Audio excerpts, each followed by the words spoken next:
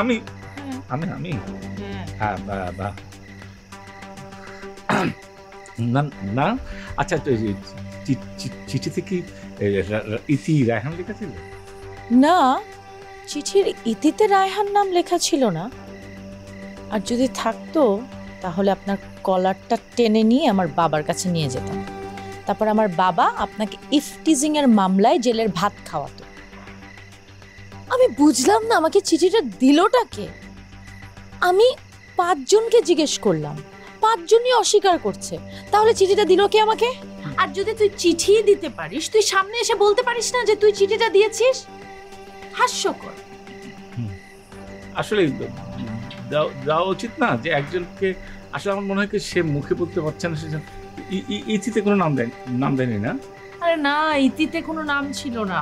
আর বাবা চিঠিটা টান দিয়ে নিয়ে গেল, আমি অত খেয়ালও করতে পারিনি। যাই হোক, আপনি কেন এসেছেন তোমার কাছে? আমার কাছে? না মানে তোমার বাবার কাছে। বাবার কাছে? বাবা তো বাসায় নেই, চেম্বারে। বাসায় নেই না? আপনি কি অসুস্থ নাকি? না না, আমি একটা কথা বলি, কিছু মনে করো না। তুমি কিন্তু দেখতে অনেক সুন্দর।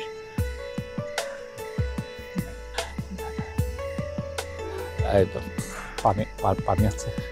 পানি খাবেন? না থাক।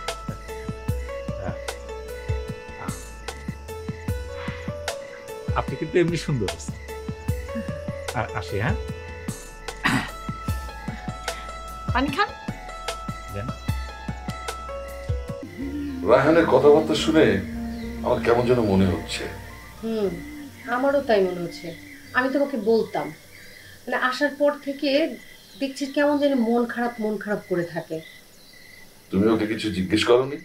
করেছিলাম তো, কিন্তু ও তো বলতে চাচ্ছে না।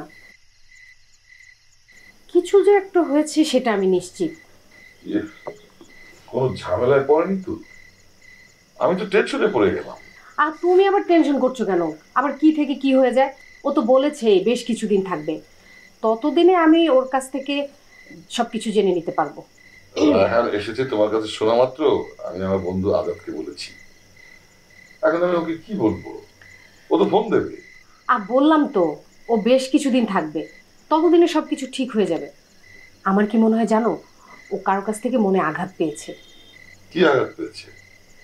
আর বুঝো না, হয়তো কোনো মেয়েকে পছন্দ করেছে, তার বিয়ে হয়ে গেছে বা তার সাথে ব্রেকআপ হয়ে গেছে, এই ধরনের কিছু একটা হতে পারে। কিছুক্ষণ আগে ঘরে বসে বসে কাঁদছিল। বলো কি?